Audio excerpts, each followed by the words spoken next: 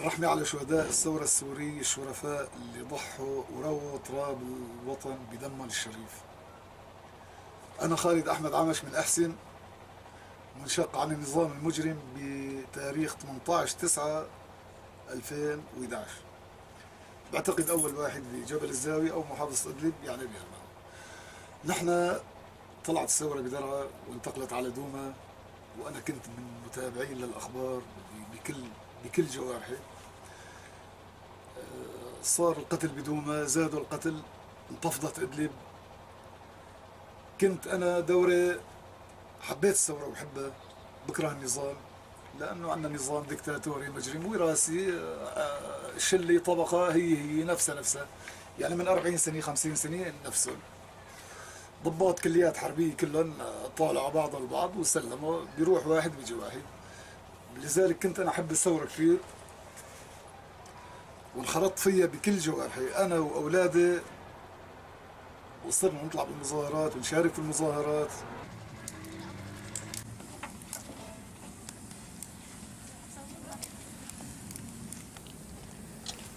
طلعت مظاهرة ضخمة بإدلب بالمدينة، وكنت موجود وحاضر كوني كنت أنا بفرع الأمن الجنائي. كنت حاضر وشاهد عيان كيف ساقطوا المتظاهرين. طبعا الأمن المخابرات الجوية هي كانت اليد الضاربة بإدلب بالأحرى، كيف أطلقوا نار على المتظاهرين وكيف صاروا يتساقطوا. 7 شهداء وقتها وشي 19 جريحة أنا كنت موجود فيها، وتأثرنا كثير. الشباب الشرفاء تأثروا وصرنا نهيئ لمظاهرات أضخم وأكبر. إنه شو هالأمن هذا اللي عنا؟ يعني واحد عم بيصيح الشعب يريد، كنا نصيح حرية على فكرة، بعدين صرنا نصيح إسقاط النظام. الشعب يريد إسقاط النظام، إنه يجي شيء مسؤول يعبر هالناس.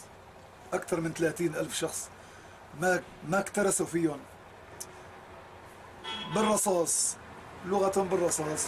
خبطوني من ورا ومن قدام وقعت في الأرض، ورجعوا شنقلوني تشنقل عندهم هيك مثل لما بيعلقوا، لما بتقصي ذبيحة وبتعلقها، بس بحيث صابيع اجريك عم تزحف في البلاط زحف، لا بتقدر تحط كل تقلك ولا بتقدر يعني، ولا على الهواء، بين الهواء وبين يعني يمكن عرض شفرتين حلاقة. عذاب صعب صعب كتير. طبعا حطوني بالدولاب ورجعوا حطوني بساط الريح، وقتلني العميد اقسم بوغه بايده، يقول له لك كلب ابن الكلب ما بتطلع من هون لحتى تعطيني اسماء المسلحين بجبل الزاويه، بيحسم عنك. قال له ما بعرف. ساعتين 3 تعذيب، يفتحوا الباب يجيبوني. انا ما احس طبعا على حالي، ماني حاسس، مغمى علي يعني. الشباب جوا كت علي مي، يفركوا لي اجري كذا، اصحى بفكر حالي انا نايم على ظهر غيمي. سبحان الله، الله بيلهمنا الصبر. والله ما اعطيتهم كلمه على شخص، هي والله ما اعترفت على انسان، وانا بعرف كل شيء هون، ما كنت اعترف. تحملت وصبرت. عذبوني 4 مرات بالشهر ونص، 4 مرات. التعذيب طرق تعذيب، دولاب سيارة عادي بيحطوا بيدخلوا اجريك فيهم، بيرجعوا بيدخلوا راسك وبيقلبوه، بيجيبوا بارودي الى هاي الحبلة، بشدوا 2 واحد من هون واحد من هون، ما بتقدر تتحرك على اجريك، وبصيروا كبل او بورة مي هذا تبع البلاستيك الاخضر. ايش بدي احكي لك.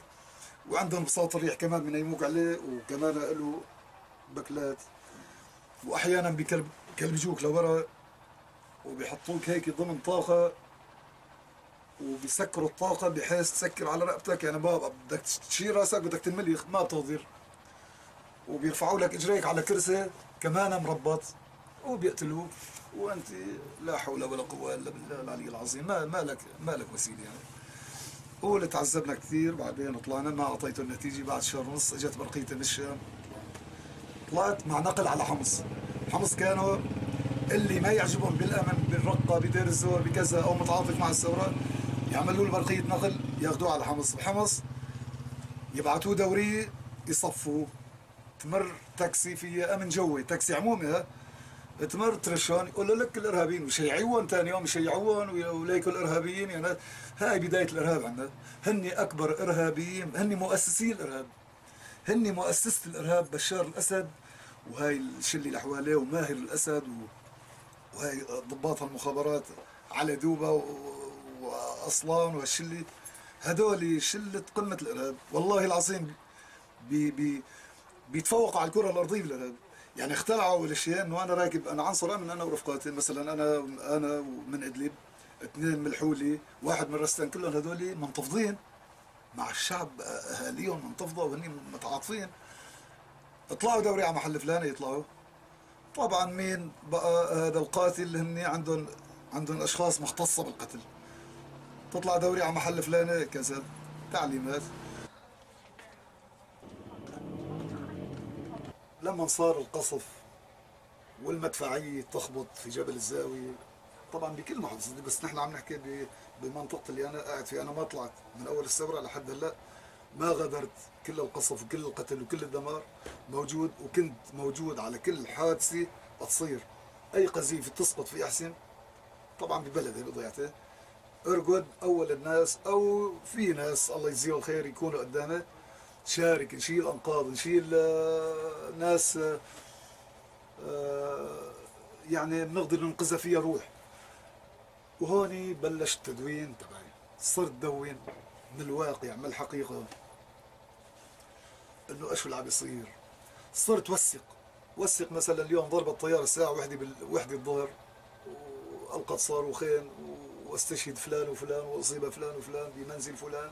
يعني تقريبا موثق اكثر الحكاية في هالدفتر. انتشر الجيش بكثرة حتى على القرى اللي فيها بيتين وتنور مثل ما بيقولوا، فاتوا الدبابات عليهم من كثر ما جبناء، يعني خايفين من السجر، من الحجر، من الطير، من الولد الصغير. بس ان شاء الله طلعنا قدنا نحن اهل جبل الزاوية، كسرنا رؤوسنا ومنتصرين اليوم. والله يا اخي صرت دون، اكتب بطريقة شعر، محكي بدك تقول، من الحزن اللي شوفه، من المآسي اللي شوفها قدامي، جثث أطفال والله العظيم مخها نص مقسوم في النص، يقع صاروخ العالم بالبيت. ايش صاروخ بيهدم بناية كاملة. نفوت نتم من الصبح للعصر لحتى نلاقي الجثث تحت الأنقاض، هذا المتقطع، هذا المتشقف. من هالمنطلق هون أنا صرت دون وصرت أكتب بعض الأقاويل. طبعا بالمظاهرات نحن صرت هون استعيد ذاكرتي ايش كنا نشيل بالمظاهرات. يعني خلقنا احرارا ونعيش احرارا ونموت احرارا، ولن نركع الا لله مولى بشار. المقدم حسين هرموش رمز الثوره السوريه. يعني هاللافتات اللي كنا نستخدمها. صرت انا هون حبيت الخيمه، حبيت شارك اخوتنا المشردين اللي شردوهم من قصورهم، من بلودان، من مضايا، من غيره، من جديدة. حبيت هيك انه عيش اللي عايشينه هني، كيف تحت المطر وكيف تحت الثلج وكيف بتنش الخيمة مي. الحمد لله خيمتي ما بتنش، مزبطة يعني. حبيت هيك يعني شاركهم مأساتهم. نصبت الخيمة وبستشعر فيها، بكتب، يعني بكتب، بوثق.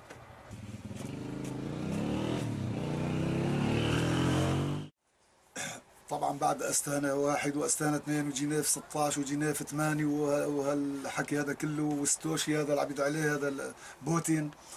نحن ما بيهمنا الحكي هذا كله.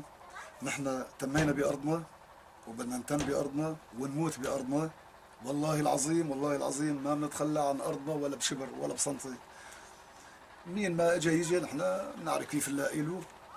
والموتي موتي وحدي، لانه اللي جاي يحتل ارضك وياخذ عرضك ويغتصب اموالك، هذا يعني بدك تقاتله. يعني نحن قاعدين هون، موجودين هون، وان شاء الله باذن الله النصر.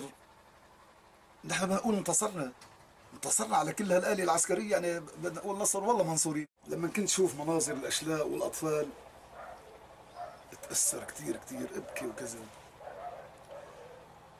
مرة كمان قاعدين فوق ركام والله، يعني خلصنا الناس تموا عم يدوروا انه يبحثوا على شيء، بس ما في شيء. قالوا انه ما تم حدا من الاطفال او قمت طلعت فيها هيك، خلص صرت متعمق لسه. رغم المآسي والدموع، رغم الحصار والموت والجوع، ورغم القصف بالطيران واشتعال الأبرياء بالنار، ثورتنا للأمام ماضية دون خوف ولا خنوع. أطفالنا أكبادنا ماتوا تحت الركام وفارقونا للأبد دون رجوع. شهداؤنا في القلب لن ننساكم لو تحطمت في الصدور كل الضلوع. اشتقت لك أرض بلادي وريحة أهلي وجدادي، يا ربي خلصنا من الظلم ورجع أيام السعادي. اشتقت لك يا ضيعتنا وحليباتك بقرتنا، مطيب لبن عنزتنا وجبناتك مش حادي. طبعا الصوت ما بيساعدني يا شباب. اشتقنا لزقزقة العصفور والخبز على التنور، ام احمد وام عامر تسلم لونها الايادي. اشتقنا والله لحارتنا وام محمد جارتنا، لوز وكرز ومحليب وارض من عبدها عبادي. اشتقنا والله للجيران والواد الشرق بمرعيان، مطيب هوا لسهامي نركوش ومعنا زوادي.